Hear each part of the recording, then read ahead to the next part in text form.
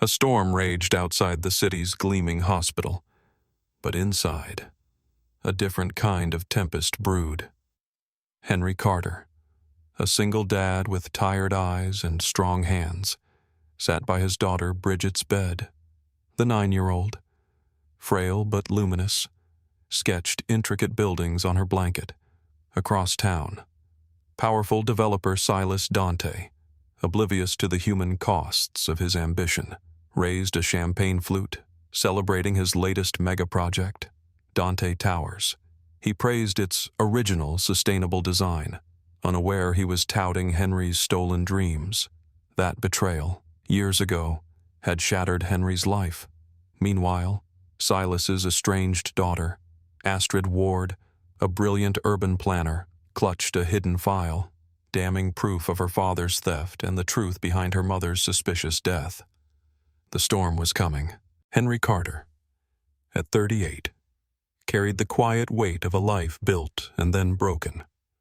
His frame, once broad and solid with the confidence of a promising architect, was now gaunt, etched by worry and relentless work.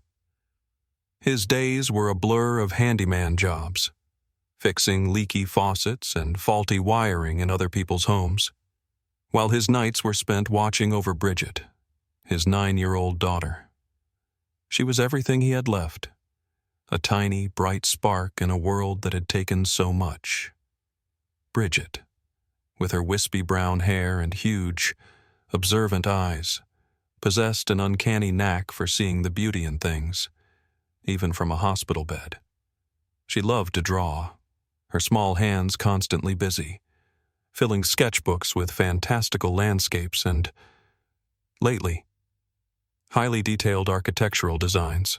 Today, she was drawing a complex, multi-tiered building, adorned with green spaces and solar panels, a vision of sustainability that seemed far removed from their stark hospital room. A faint, dry cough punctuated her work, a constant, painful reminder of the rare lung condition that slowly tightened its grip on her young life. Henry held the latest billing statement, a single sheet of paper that felt heavier than any toolbox. The numbers, cold and stark, stretched into the astronomical. Bridget's illness, a severe variant of cystic fibrosis, demanded constant care, specialized medications, and, increasingly, experimental treatments. He smoothed the paper, trying to make sense of the figures, trying to find a solution that simply did not exist. There was never enough. He glanced at the hospital television, playing silently in the corner of the waiting room. A local news channel broadcasted live from a glitzy event across the city. On screen, Silas Dante, a man in his mid-50s with a predatory gleam in his eyes and a perfectly tailored suit, beamed as he unveiled Dante Towers. He spoke of innovation, of community, of a groundbreaking, sustainable design that would redefine urban living. Henry recognized the designs instantly. They were his blood, sweat, and tears, rebranded and stolen, presented as another man's genius. The memory was a fresh wound, a raw, burning injustice. Years ago, he had poured his heart into that very project. Affordable, eco-friendly modular housing. He and his late wife, also an architect, had dreamed it together, building models in their small apartment, convinced they were on the cusp of something revolutionary. Then came the legal threats, the relentless pressure from Dante Global, the slow, agonizing theft of his intellectual property. The legal battle had broken him, emotionally and financially, contributing to his wife's stress-induced early death. The sight of Silas Dante basking in the glory of his stolen work, the mayor standing beside him, nodding in approval, twisted Henry's gut. The world, he knew, often rewarded the ruthless and punished the righteous. Across the sprawling city, in a penthouse office that shimmered like a jewel box above the urban landscape, Astrid Ward watched the same broadcast, 35 years old, with sharp, intelligent eyes and an elegance that bespoke inherited wealth. She exuded an air of quiet power. Yet, her expression as she watched her father, Silas Dante, preen on screen, was one of grim weariness. She knew. She knew the designs were not his. She knew the truth that lurked beneath the polished veneer of Dante Global. A truth that extended far beyond stolen blueprints. Astrid moved from the television, which she promptly muted, to a heavy oak desk with a precise movement. She pressed a hidden latch. A section of the desk slid open, revealing a concealed compartment. Inside, nestled beneath layers of tissue paper, lay an old, weathered file, its corners dog-eared, labeled Ward Estate Confidential. Beside it, a faded photograph of her mother, smiling gently, her eyes holding a sadness that Astrid now understood too well. She carefully extracted the file. It contained original blueprints, clearly marked with Henry Carter's precise hand and distinctive signature. But it also held something far more damning, a confidential forensic report, commissioned years ago by her own mother, hinting at inconsistencies in the official account of her mother's accidental death. The air in the opulent room grew heavy with secrets. Astrid clutched the file, the paper crinkling softly in her hand. She was trapped between the suffocating weight of her family's name and the burning need for justice, for truth, for answers to questions that had haunted her for decades. Later that week, at a sterile corporate event celebrating Dante Global's latest quarterly earnings, Astrid faced her father. Silas. The air hummed with forced smiles and clinking glasses. Silas, smooth and charming, greeted her with a perfunctory kiss on the cheek, his eyes already scanning the room for more important connections. Astrid, dressed impeccably in a dark, tailored suit, navigated the social niceties with practiced ease, but her mind was elsewhere. "The Dante Towers are quite impressive, Father," she began, her voice carefully neutral, as they stood by a display model of the complex. "Such innovative design, particularly the modular green spaces. I haven't seen anything quite like it." The words were a subtle probe, a tiny needle pricking at his facade. Silas chuckled, dismissing her with a wave of his hand. "Oh, that. Just a stroke of genius from my team. You wouldn't understand. Astrid, you deal in quaint urban planning, not the cutthroat world of groundbreaking development. Some ideas are simply ahead of their time, and it takes true visionaries to bring them to fruition." His condescension was a familiar, painful anthem. Their relationship had always been this way. He, the powerful patriarch, constantly undermining her accomplishments, trying to mold her into a reflection of his own ruthless ambition, never truly seeing her as an individual. Astrid felt the familiar sting of his dismissal, but this time, it fueled a quiet, stealing resolve. She met his gaze, a flicker of defiance in her eyes, before turning away. Her father's world was built on lies, and she was done being a part of it. Henry, in his worn but clean suit, arrived at the opulent charity gala, a stark contrast to the glittering crowd. He felt like a ghost, invisible among the designer gowns and expensive suits. The event, hosted by the Silas Dante Foundation, claimed to support community health initiatives, a cruel irony given Bridget's escalating medical bills.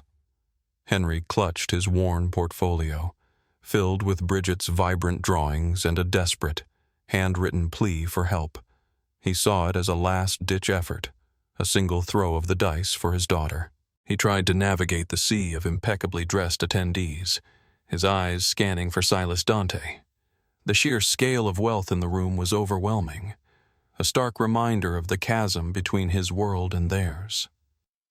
He spotted Astrid Ward, effortlessly elegant, her blonde hair catching the light as she conversed with a prominent politician. She looked untouchable, a goddess of privilege. As he moved through the throng, pushing past champagne flutes and hushed conversations. A clumsy waiter stumbled, jostling Henry. He lost his balance, his shoulder colliding with Astrid. A glass of water, held delicately in her hand, tipped and spilled, splashing cold liquid onto the front of her expensive silk dress. Astrid recoiled, a sharp gasp escaping her lips. Her eyes, initially wide with surprise, narrowed with annoyance, assessing Henry with a cold, dismissive gaze. She saw a clumsy, desperate man, a potential threat in her perfectly curated evening. "Watch where you're going," she snapped, her voice tight with irritation. Henry stammered an apology, his cheeks flushing with shame. "I'm so sorry, ma'am. It was an accident." His hands fumbled, trying to gather his portfolio, which had scattered across the polished floor. Bridget's drawings, small masterpieces of hope, lay exposed for all to see. Astrid, however, saw only the spilled water, the cheap suit, and the familiar desperation in his eyes. Her initial reaction was pure annoyance, her defenses instinctively rising against what she perceived as an attempt to leverage a clumsy encounter into something more. As Henry knelt, gathering Bridget's fallen drawings, Astrid's gaze fell on one particular sketch. It was Bridget's rendition of Henry's true design for the eco-friendly modular housing, a vision of interwoven green spaces and community living. Astrid's breath hitched. The design was unmistakable. It was the original concept, the core innovation that formed the heart of Dante Towers, and clearly initialed at the bottom, in an elegant, precise hand, were the letters H.C., Henry Carter, the name from her mother's hidden file. A cold prickle of recognition. Then dread snaked through her. The hidden truth, dormant for years, was stirring.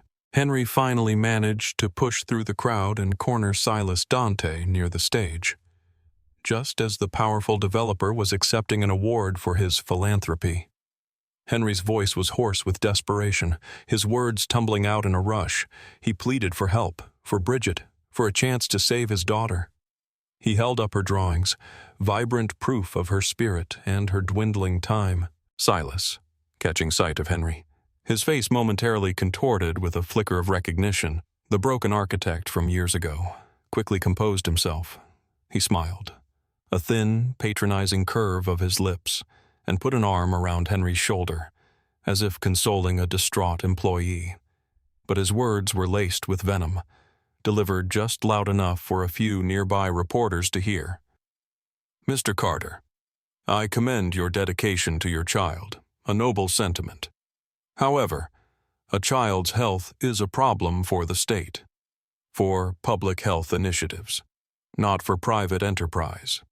My foundation supports broad causes, not individual cases, especially those seeking to leverage my good name." He then leaned in closer, his voice dropping to a menacing whisper. "And I strongly advise you to desist from any further attempts to harass me or my organization. Mr. Carter, legal trouble, as you well know, can be quite debilitating." Astrid, standing a few feet away, witnessed the entire exchange. She saw the familiar, desperate look on Henry's face as her father twisted the knife, saw the glint of cold contempt in Silas's eyes. It was the same look she remembered her father giving those he deemed insignificant, those he crushed without a second thought. A wave of nausea washed over her. This wasn't just corporate ruthlessness, it was pure, unadulterated cruelty. The fear of her father's wrath, a constant companion in her life, battled with a burgeoning sense of moral outrage. The file in her hidden compartment, the one with Henry's original designs and the suspicious forensic report, felt heavier than ever. The following day, a local news outlet, influenced by Silas Dante's public relations team, ran a short piece subtly implying Henry Carter was a disgruntled former business associate attempting to extort the benevolent Silas Dante Foundation. Henry, watching Bridget cough weakly in her hospital bed, felt a wave of despair so profound it threatened to swallow him whole. His portfolio, once a symbol of hope, now felt like a lead weight. He considered a dubious legal offer he'd received, an aggressive, expensive challenge to Silas's patents. It was a long shot, a desperate gamble. But what other choice did he have? He had to fight. He told Bridget, his voice thick with emotion, that he would fight for her, no matter what. Later that evening, as the hospital lights dimmed, Astrid found Henry alone in the waiting room, staring blankly at Bridget's closed door. She approached him, her steps measured, her heart pounding with a mixture of fear and conviction. "Mr. Carter," she began, her voice low, "I believe I can help you." Henry looked up, his eyes bloodshot, weary. He recognized her as Silas's daughter, the woman who had snapped at him at the gala. He had no reason to trust her. "Help me with what? Miss Ward, another public humiliation." "Justice," Astrid replied, her gaze steady. She then, incredibly, produced the original blueprints, his blueprints, from her briefcase. Henry stared at them, his hands trembling as he took them, his own signature, undeniable. Astrid then hinted at her mother's death, the suppressed forensic report, the web of lies Silas had woven. "My father is a dangerous man, Mr. Carter, but he is also a liar and a thief, and I have the proof." She explained her own painful history, the manipulation, the constant need for truth. Her voice, usually so controlled, trembled with raw emotion. Henry saw not just a rich heiress, but a woman wounded, a daughter seeking to right a profound wrong.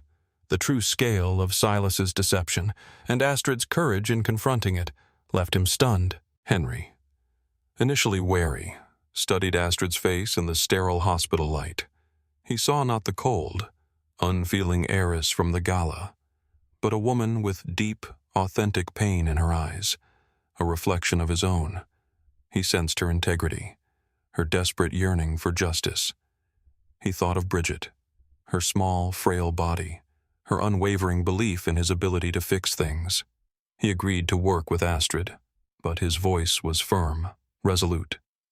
"We do this for Bridget," he said. "Her safety, her well-being, that comes before everything. Promise me, Astrid, that she will not be harmed by this." Astrid met his gaze, a silent vow passing between them. Their first step was to discreetly contact Elias Flynn, a name Astrid had learned from her mother's old contacts. Elias, a former detective turned investigative journalist, had a reputation for doggedly pursuing corporate corruption. His own family had been victims of a fraudulent real estate scheme years prior, leaving him with a deep-seated distrust of men like Silas Dante. Elias was initially skeptical, having chased ghosts of corruption for years, but Astrid's detailed evidence, coupled with Henry's raw, emotional story and the undeniable proof of the stolen designs, slowly convinced him. "Dante has always been too clean," Elias muttered, poring over the documents. "Too polished. This changes things." Meanwhile, Silas Dante, a man whose empire was built on anticipating and neutralizing threats, became suspicious. Astrid's sudden interest in the Dante Towers project, her unusual questions, her unannounced meetings, he had her followed. Reports of her clandestine conversations with Henry and Elias reached his desk. His paranoia, honed by years of cutthroat business, flared. He began enacting subtle but menacing countermeasures. Henry's hours at his handyman job were mysteriously cut. His small apartment building received sudden, unexpected code violations. A quiet call to Bridget's hospital resulted in a review of her non-essential care. The message was clear: get involved, and everything you hold dear will be jeopardized. As Henry and Astrid delved deeper into the past, new layers of deception began to peel away. Flashbacks painted a poignant picture of Astrid's mother, Lillian Ward. Lillian had been a woman of fierce intellect and unwavering ethics, an urban planner who dreamed of building communities, not just skyscrapers. She had clashed repeatedly with Silas over his increasingly ruthless business practices, his blatant disregard for environmental impact and social responsibility. Their marriage, already strained, had fractured under the weight of his ambition. Astrid remembered heated arguments, her mother's quiet despair, the accidental fall from a balcony at a corporate retreat. Officially ruled a tragic mishap, now seemed chillingly convenient. Elias Flynn, using his old contacts in law enforcement, managed to unearth a buried police report from years ago, detailing inconsistencies in the initial investigation into Lillian Ward's death. A groundskeeper, since relocated, had reported seeing a dark figure near the balcony shortly before the incident. The report had been dismissed. Elias's team also uncovered new forensic analysis, suppressed by Silas's legal team, suggesting the possibility of a struggle, not a simple fall. The pieces were beginning to fit into a terrifying puzzle. Silas, sensing their closing net, confronted Astrid in her penthouse. His facade of charm melted away, revealing a chilling fury. "You're playing a dangerous game, Astrid," he hissed, his voice low and menacing. "Digging into the past, collaborating with a desperate commoner. You risk not only your future but his, and that little girl's hospital care a fragile thing, easily disrupted. Don't make me remind you what I'm capable of." His threat hung heavy in the air, a poisonous promise. Astrid met his gaze, her own eyes blazing with defiance. She had known her father was ruthless, but this was a new level of depravity. She realized Silas would stop at nothing to protect his empire and his secrets. Bridget's small body, already fragile, began to falter. Her lung function rapidly deteriorated, requiring an immediate, highly specialized experimental treatment. The cost, once astronomical, was now unimaginable, beyond anything Henry could possibly hope to earn. His insurance company, influenced by subtle pressure, stalled on approvals for the experimental procedure, citing pre-existing conditions and lack of definitive long-term studies. The financial and time pressure on Henry intensified dramatically, a ticking clock against his daughter's life. Silas Dante, ever the opportunist, seized on Bridget's crisis. He arranged a meeting with Henry, his demeanor superficially empathetic. He presented a meticulously drafted contract. Silas Dante Global would fully fund Bridget's experimental treatment, guaranteeing her the best possible care, covering every cent. In exchange, Henry and Astrid would sign an ironclad non-disclosure agreement, relinquishing all evidence of stolen designs, retracting all accusations, and publicly stating that all claims against Silas Dante were false and malicious. It was a deal with the devil, a moral abyss. Henry was faced with the ultimate choice: save his daughter's life by sacrificing justice, or fight for truth and potentially condemn Bridget. Henry, torn and heartbroken, confronted Astrid, his voice raw with agony. "How can I choose, Astrid? How can I choose a moral victory over my daughter's life? Bridget, she just wants to get better. Daddy," her innocent plea, whispered just hours before, echoed in his mind, piercing his soul. Astrid watched him, her own heart aching. She understood the unimaginable burden he carried, the magnitude of the sacrifice she was asking. She herself had grappled with the moral cost of exposing her father, the potential destruction of her own legacy. The weight of their choice pressed down on them, heavy and suffocating. Elias Flynn, working tirelessly, secured a last-minute slot for a press conference. He promised explosive revelations, hinting at a major corporate scandal. The air crackled with anticipation as media outlets prepared for a showdown. Silas Dante, confident in his power, prepared his counterattack, ready to discredit Henry as a desperate, unstable man and Astrid as a disgruntled daughter.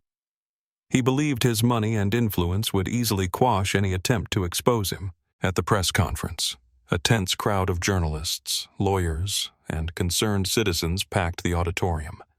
Henry Carter, looking tired but resolute, stood beside Astrid Ward.